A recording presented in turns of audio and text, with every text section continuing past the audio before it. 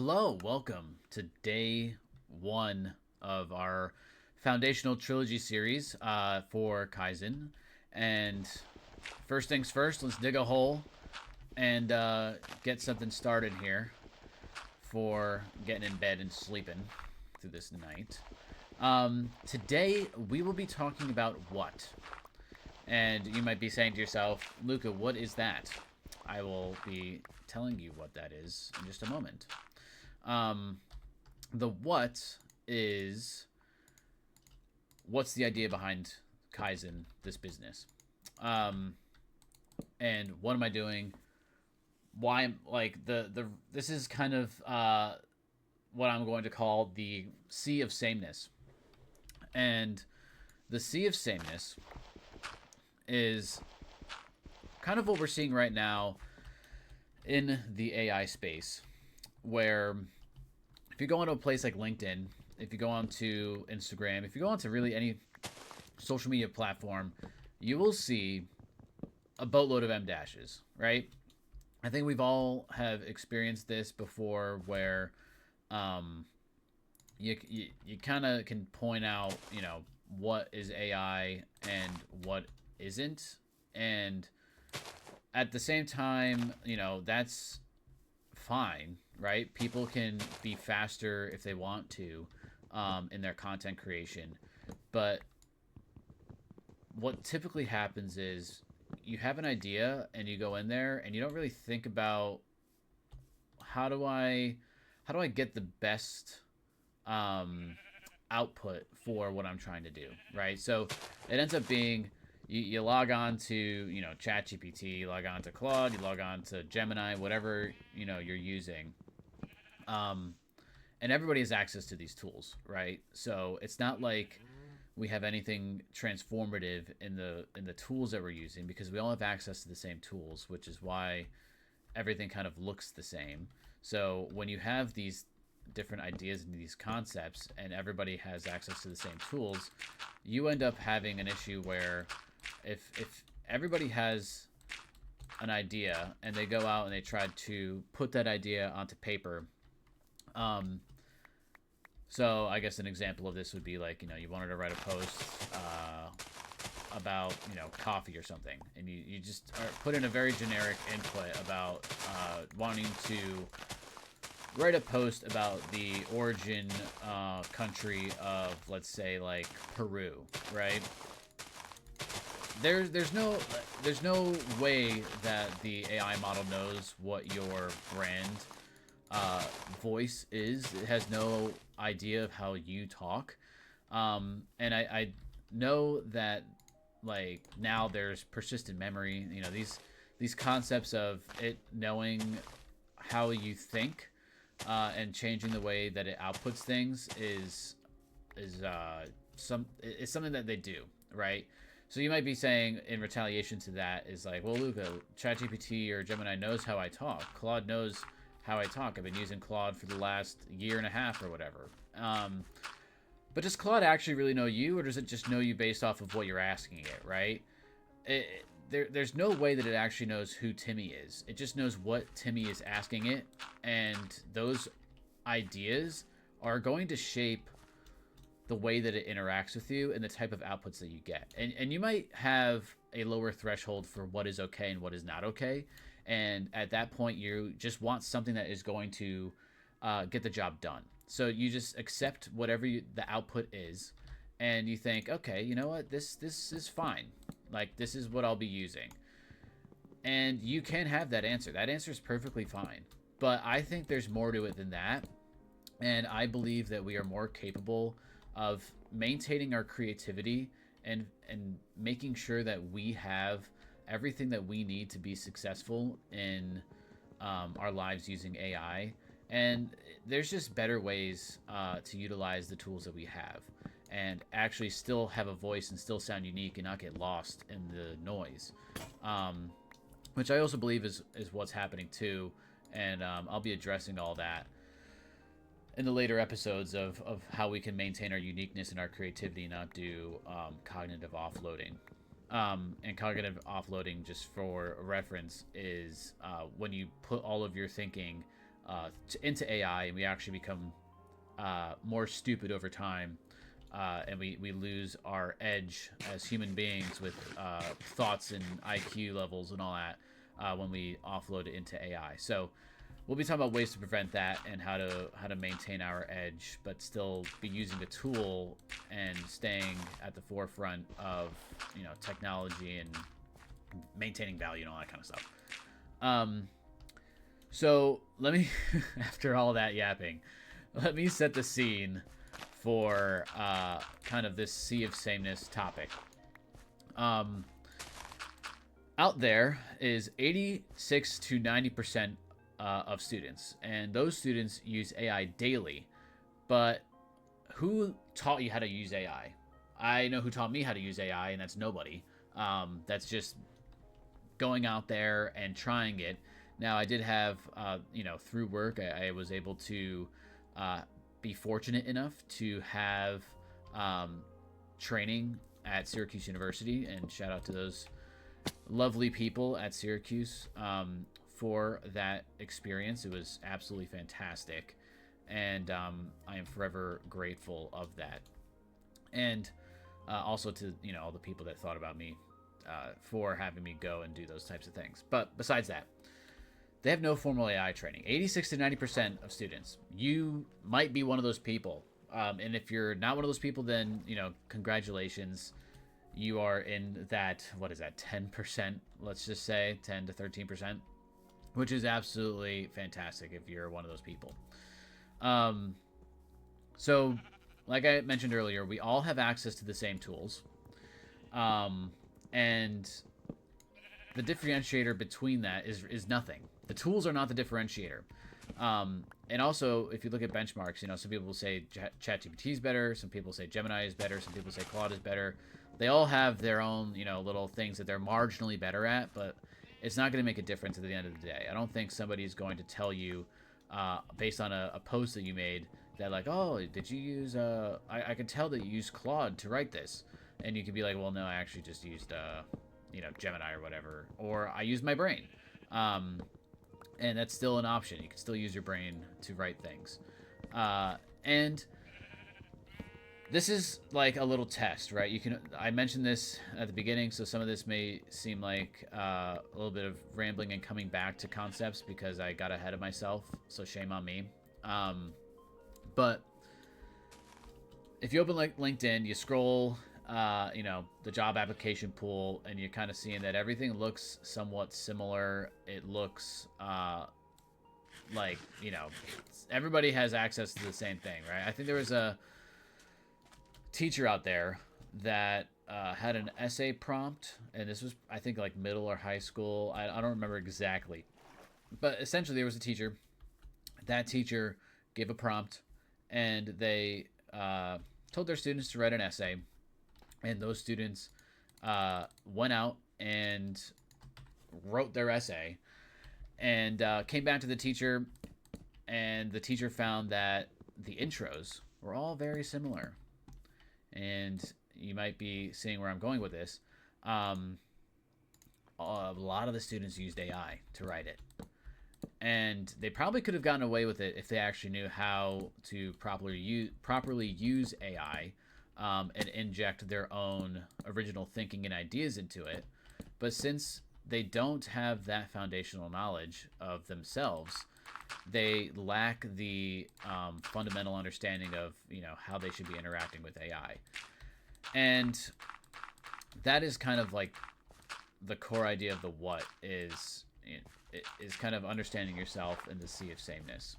So it's not that there is a lack of tools, it's that there is a lack of identity behind the tools. So essentially what we're seeing is the identity of the tool come out through the content that it produces, because people do not want to overly inject themselves, or they don't know how to inject themselves, or they just don't know themselves in general enough to use these tools in an effective way. So that's the setting the scene. That's what I've seen. That's just my own experience, and you can share your experience in the comments, and I will read them and reply. So Why is the output generic? Is the other question that you might be asking. So the generic input, like I said in the first episode, if you watched episode 0, is the generic input produces the generic output, which is a nicer way of what I explained in that first episode, or that episode 0. So that's just how all this stuff works, right? ChatGPT, Claude, Gemini, they all have studied the best writers in their database, right? Which is literally every writer ever. Um, and so they've studied them. They have those ideas, and that is why that you see the M dash so much, because those big writers used M dashes a bunch. So monkey see, monkey do. Essentially, is how I will say it. And if it looks good and it sounds good, then I'm just going to use it a million times. Is essentially what I get at the end of the day from those types of use cases. So the generic input is coming from people who don't know themselves clearly, and you might be like, well, that's just kind of sounding a little cliche. Like, I know who I am, Luca. I know what I want. And you might think that, and you know what? You might be ahead of everybody else, and that's great.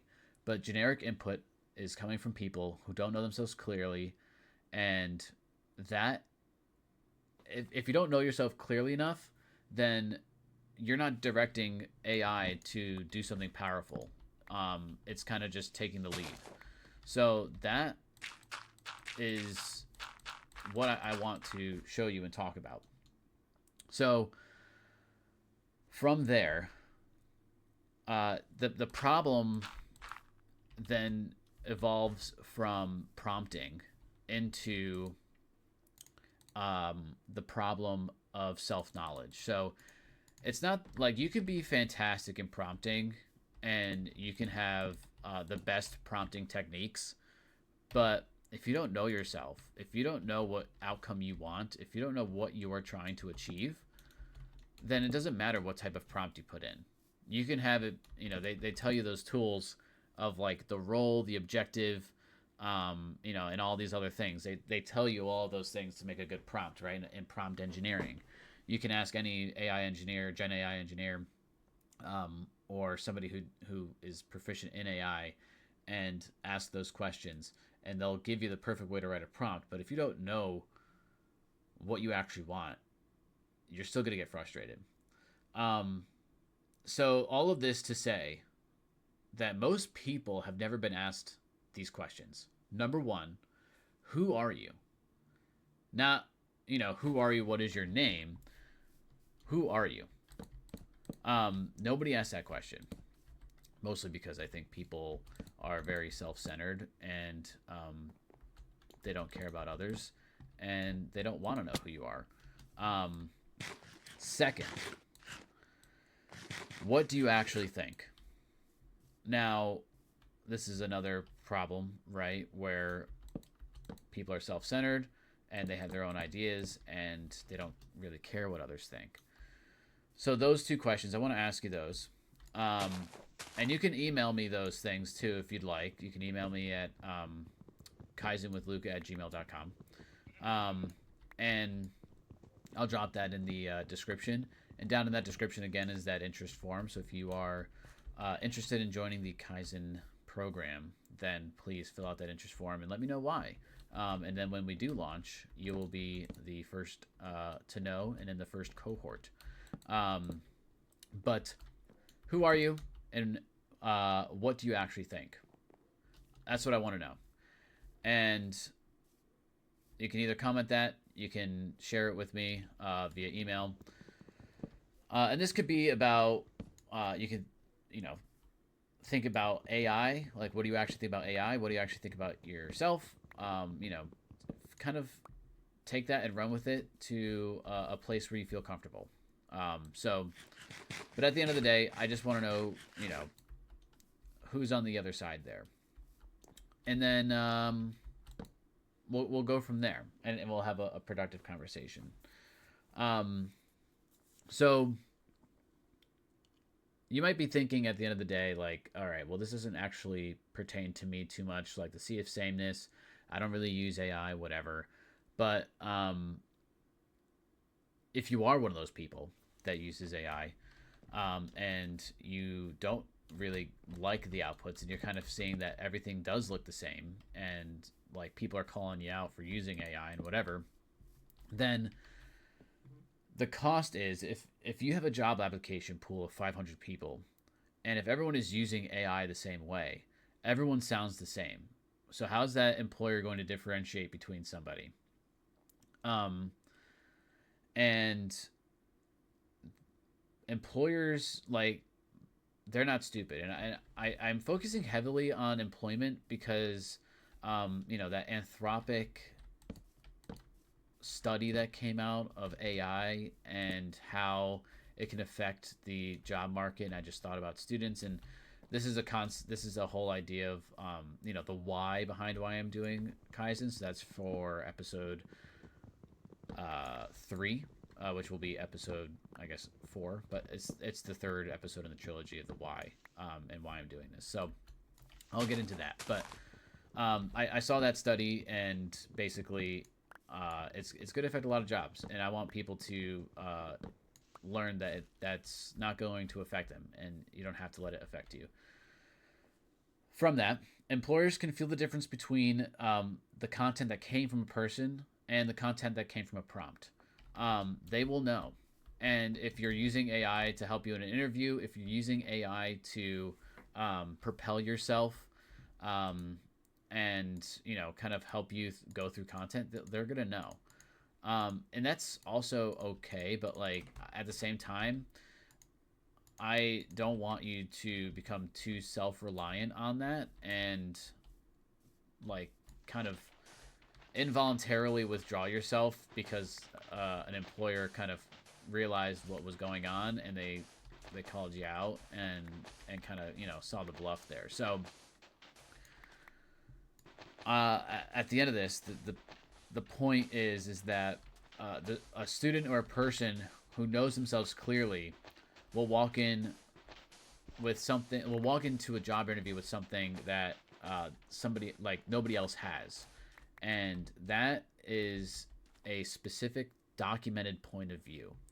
So we're gonna break that down. That kind of ties right back into that idea of think about a time where you failed, right? Ties directly into that question.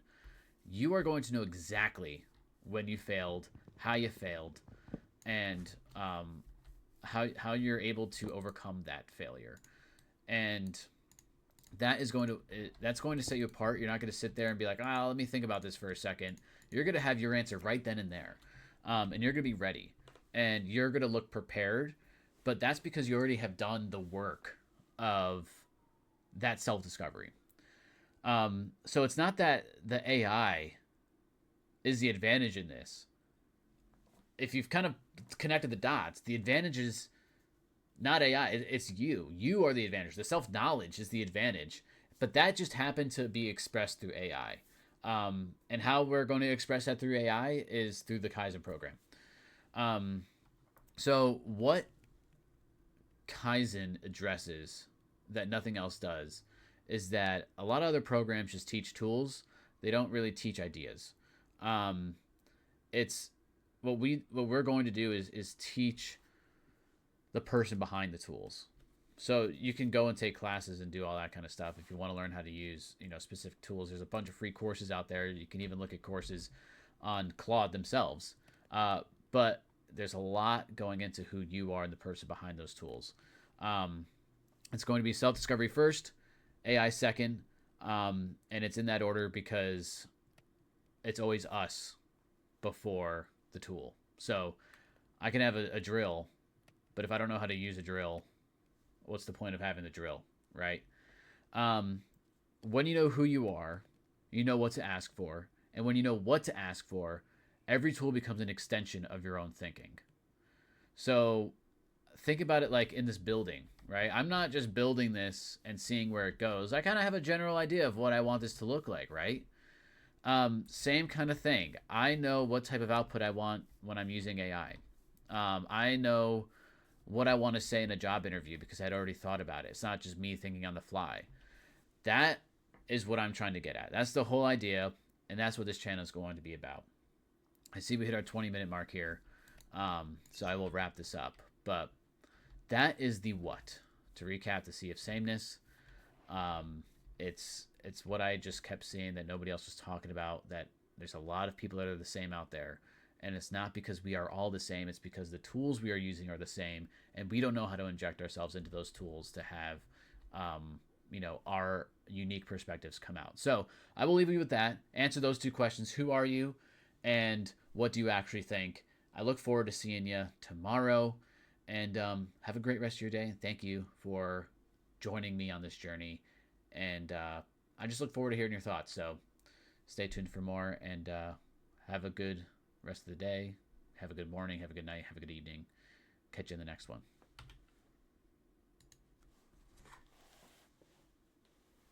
Oopsies.